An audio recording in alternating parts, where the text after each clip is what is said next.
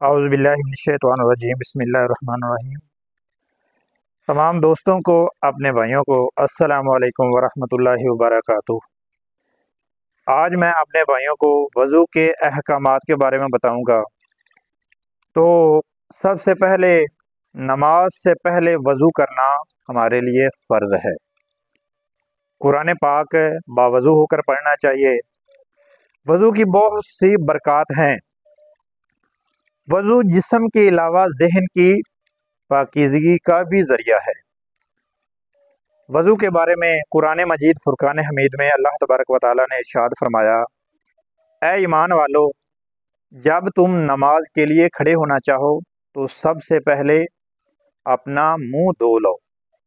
उसके बाद कुहनियों समेत अपने हाथ धो, फिर सर का मसा करो और टखनों समेत अपने पाँव धो लो।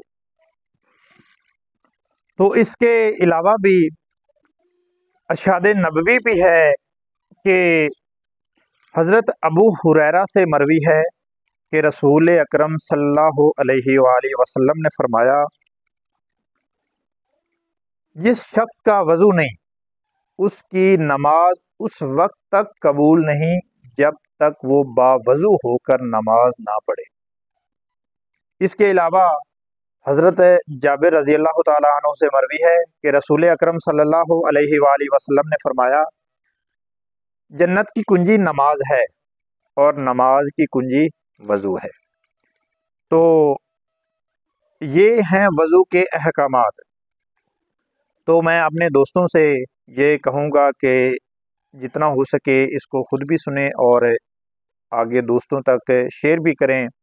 और मज़ीद मेरी अच्छी वीडियो देखने के लिए मेरे यूट्यूब चैनल को सब्सक्राइब करें और बेल आइकन को लाजमी क्लिक करें। अल्लाह हाफ़िज़।